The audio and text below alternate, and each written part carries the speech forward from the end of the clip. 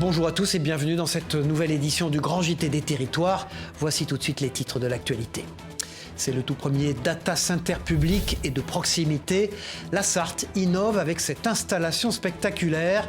Près de 200 000 entreprises et particuliers pourront en bénéficier.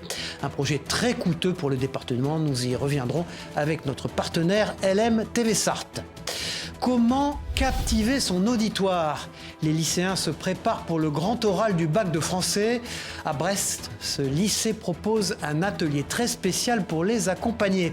Un invité d'honneur, le célèbre comédien Mathurin Volz, donne ses précieux conseils aux étudiants.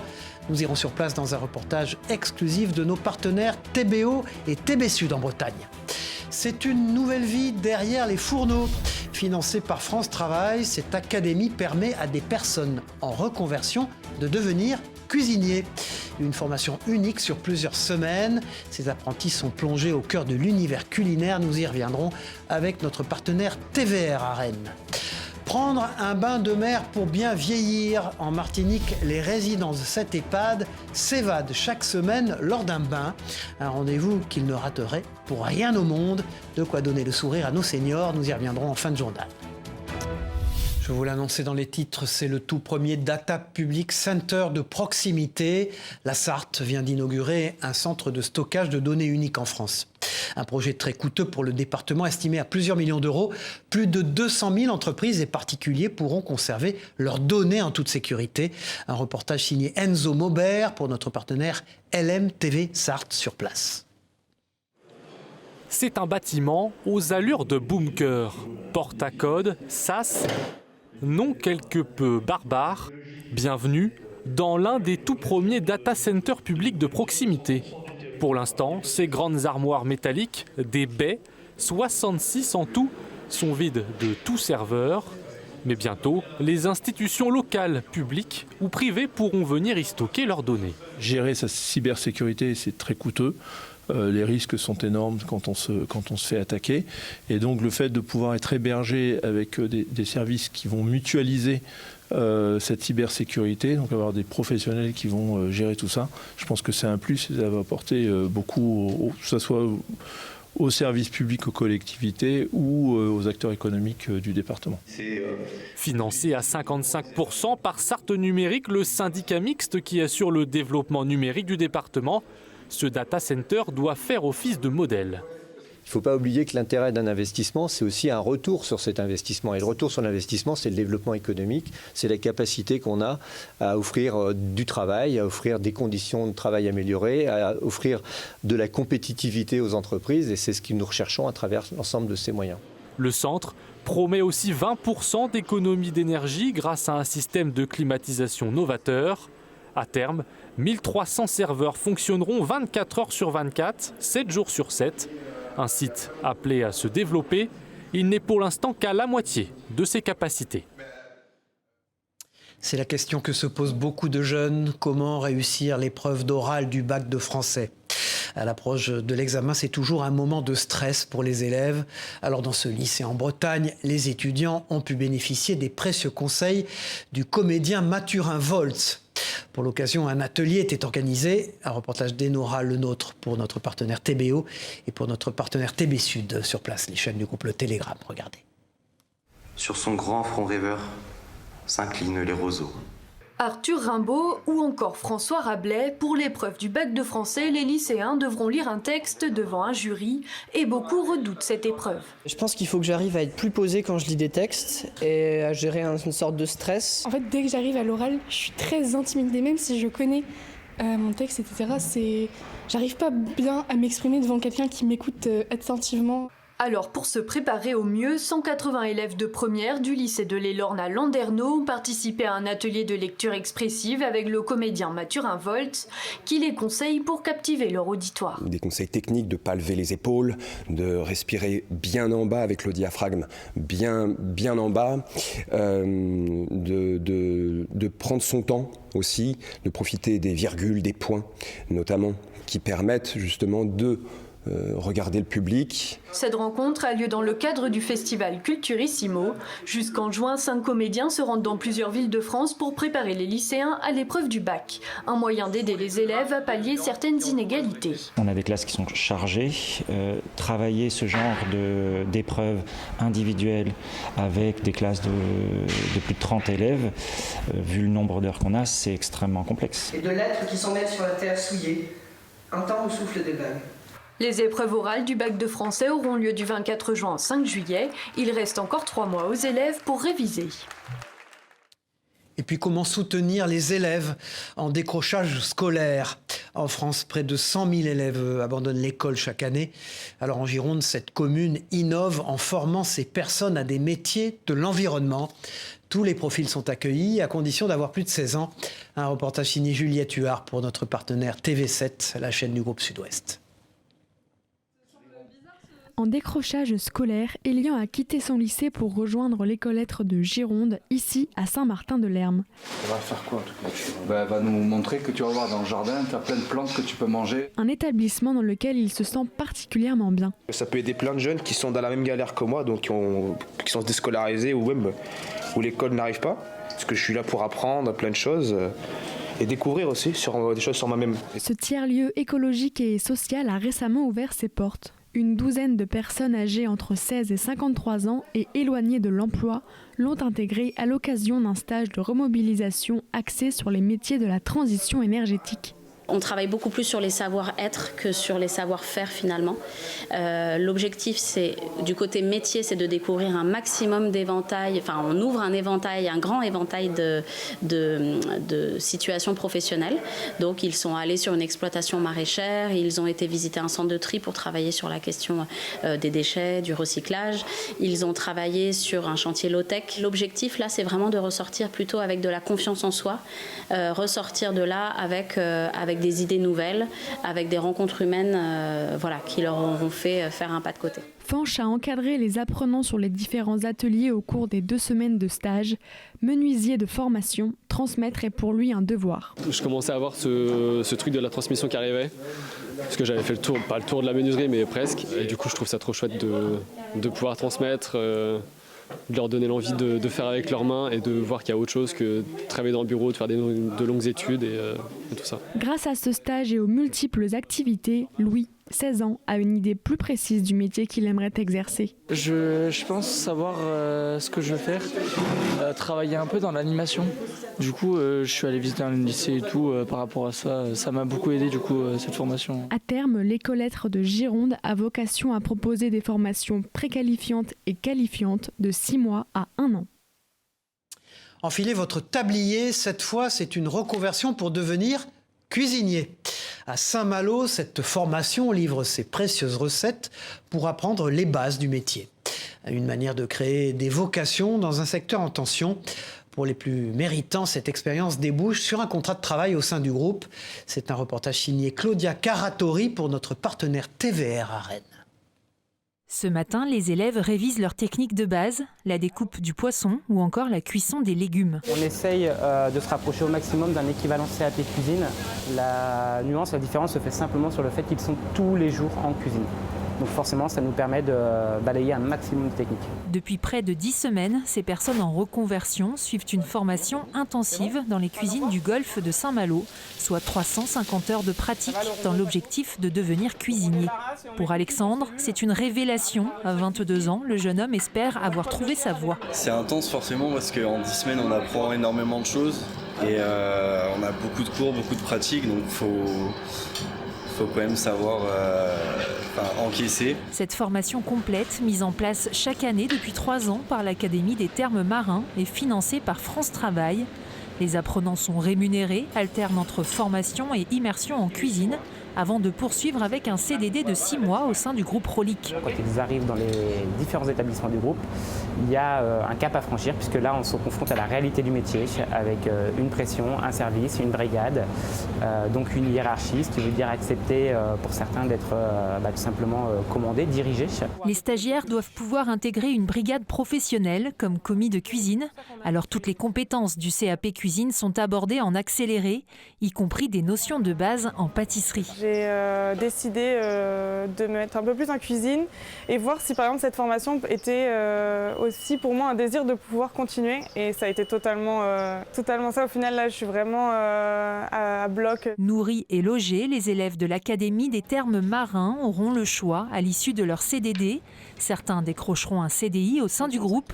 Les autres pourront poursuivre dans le secteur de la restauration, déjà armés d'une solide expérience du métier de cuisinier. Voilà comment changer ses habitudes à l'heure du dérèglement climatique. Vous le savez, depuis le 1er janvier, le tri des déchets verts et alimentaires devient obligatoire à la source. Les collectivités doivent proposer des équipements collectifs et individuels. Alors dans cette commune en Moselle, des composts sont mis à disposition des habitants. Un reportage de notre partenaire Moselle TV sur place. Regardez. Trier, jeter et déposer, la routine à adopter pour composter. Avec les nouvelles consignes de tri, le compostage rentre dans les usages tout doucement. Déjà, ça évacue pas mal de déchets à la maison, donc c'est un côté très pratique, oui. Je dois vous avouer que déjà faire un simple tri normal, c'est super compliqué. Alors faire du compost, je ne suis pas certain que ça marche un jour. Dans ce jardin, l'association Les Coquelicots sensibilise depuis longtemps à ces questions et met à disposition 3 bacs installés depuis une dizaine d'années. C'est là qu'on met, nous, nos déchets organiques et nos déchets de cuisine.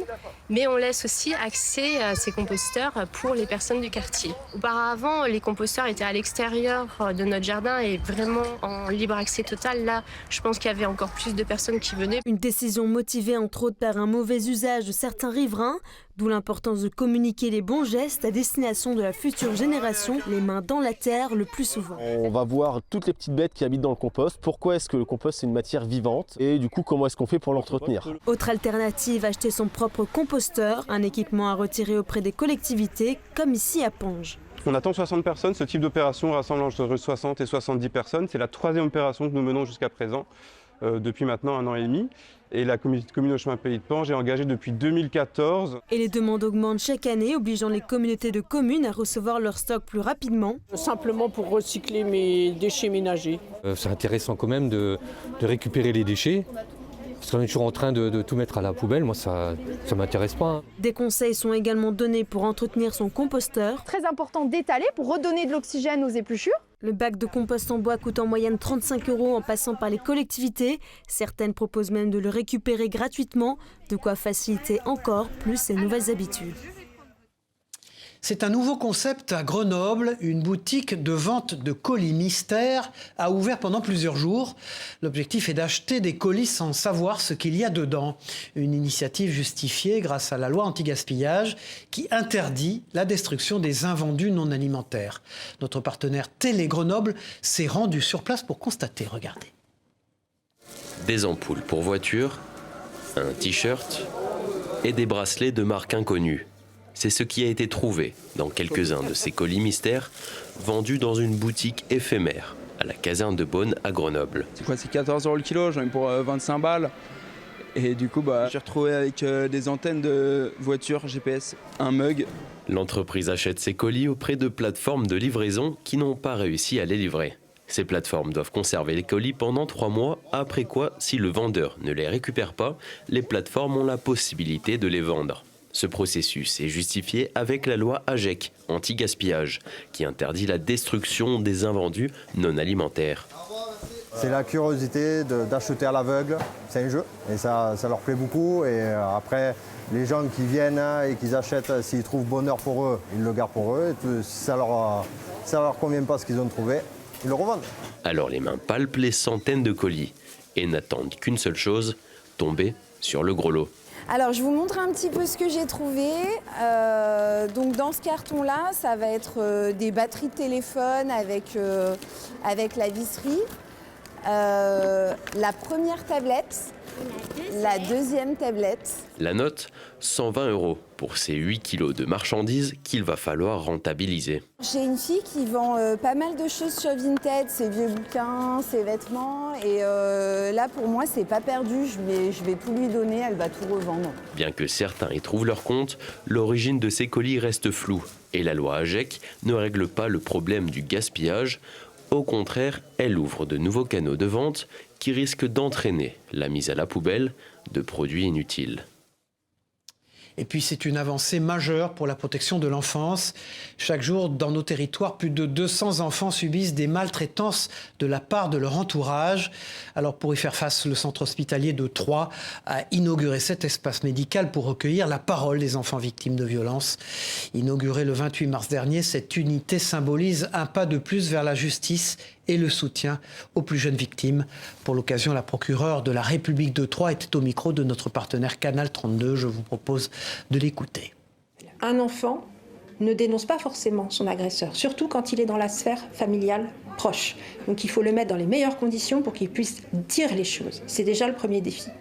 Le deuxième, c'est d'avoir des conditions qui permettent une authenticité de la parole. Les lieux permettent aussi, vous avez vu, il y a une table en verre transparente dans la salle d'audition, c'est pour voir les gestes de l'enfant, parce que tout compte dans le recueil de la parole de cet enfant et comment il s'est exprimé. Et nous, magistrats, nous pouvons visionner ces auditions pour se forger sa propre conviction. Comment visiter la France en une journée? C'est possible grâce à France Miniature. Ce parc d'attractions unique propose des reproductions petit format de monuments nationaux célèbres. Cette année, le parc met en avant les valeurs du sport avec pour marraine Cécile Saboureau, l'athlète de triathlon qui devrait participer aux Jeux paralympiques 2024. Regardez ce reportage de notre partenaire TV78 dans les Yvelines. Visiter la France, oui, mais en faisant du sport. C'est le pari que s'est lancé France Miniature cette année. Le parc qui a pour habitude d'inaugurer des monuments a choisi cette année de mettre en avant Cécile Saboureau, une para-athlète locale qui devrait participer aux Jeux paralympiques cet été. C'était important pour France Miniature d'avoir quelqu'un en local et moi d'autant plus parce que des partenaires on en a mais des locaux finalement on en a très peu. C'est venu sur les valeurs que France Miniature voulait mettre en avant, sur les valeurs aujourd'hui qui sont l'inclusion. Le parc de 5 hectares et de 117 monuments en version réduite se veut attractif aussi bien pour les parents que pour les enfants. Des attractions pour permettre aux enfants de se défouler, de se dépenser et puis de s'amuser aussi avec tous ces décors. Et on va donner rendez-vous à plusieurs moments de la saison avec des temps forts, des jeux de piste, des parcours un peu sportifs. France Miniature accueille en moyenne près de 200 000 visiteurs chaque année. Avec l'arrivée des Jeux olympiques et paralympiques sur les sites yvelinois, la fréquentation sera-t-elle plus importante cet été? En tout cas, le parc se dit prêt à les accueillir. C'est un avant-goût des Jeux Olympiques pour les plus jeunes. À Châtenay-Malabry, dans les Hauts-de-Seine, près de 1000 enfants étaient conviés à une série d'activités pour découvrir les sports qui seront mis à l'honneur cet été dans la capitale. Alors pour cette édition, le sport international était au cœur de l'événement.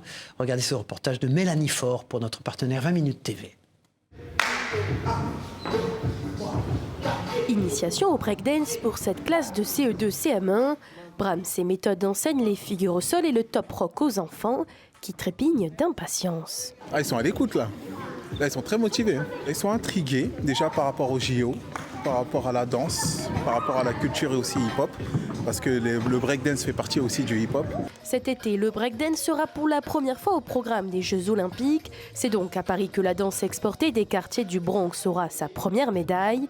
Alors, à l'approche de l'événement, le Krebs de Châtenay-Malabry a organisé la 5e édition de sa semaine olympique et paralympique.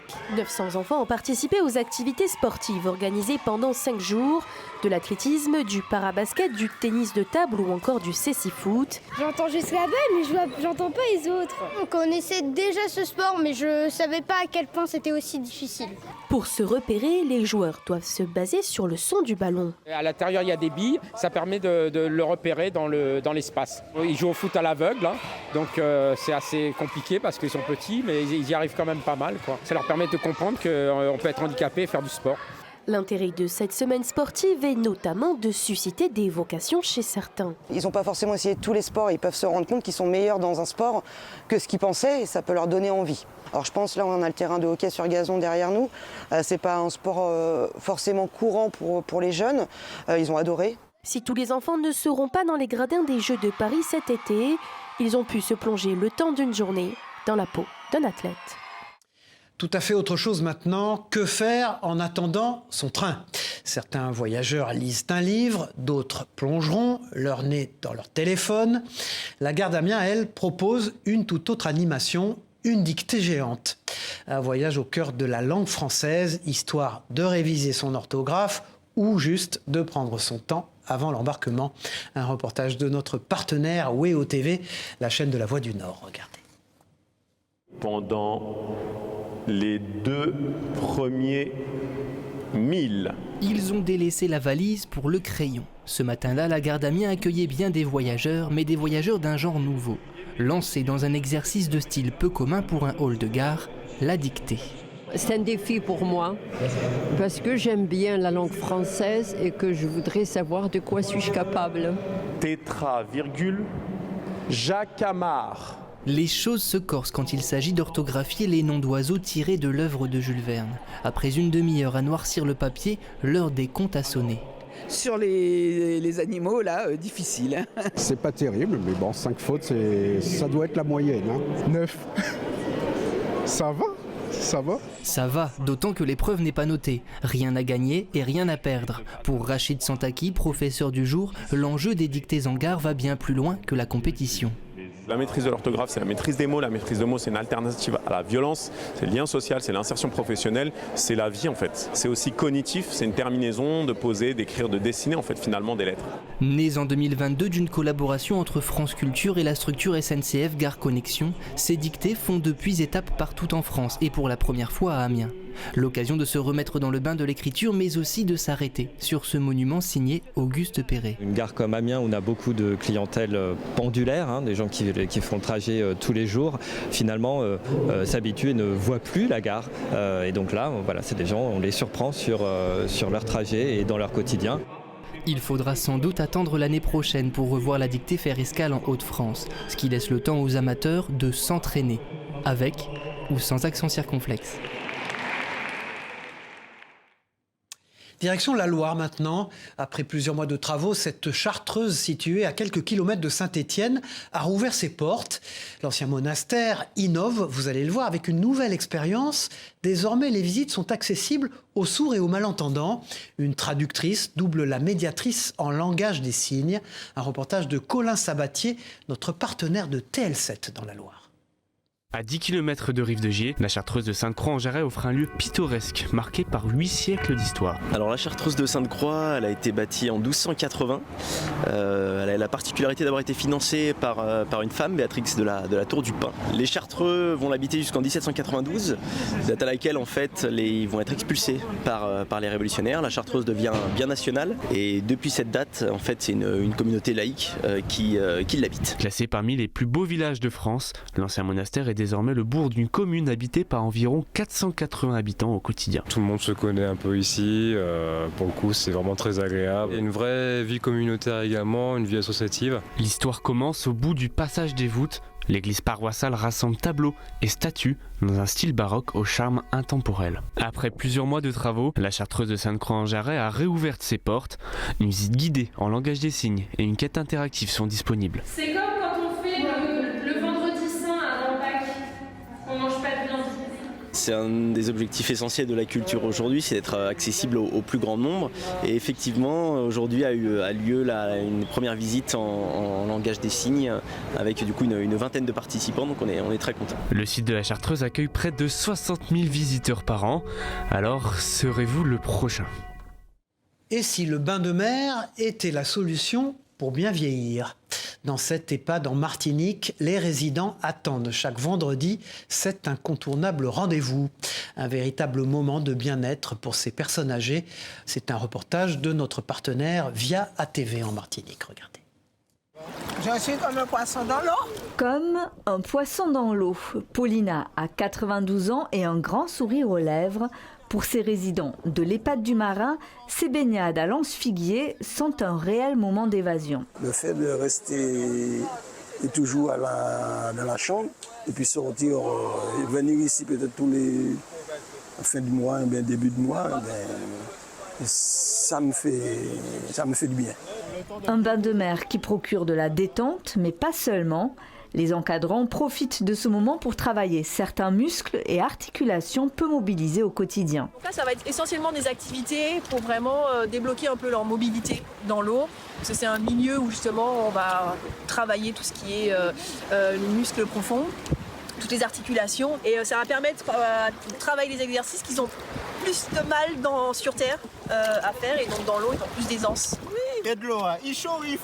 Le projet est né il y a 1 an, porté par un jeune professionnel de la maison de retraite. Âgé de 26 ans, il est enseignant en activité physique adaptée et nageur sauveteur. Pour lui, l'eau est un espace privilégié de stimulation cognitive.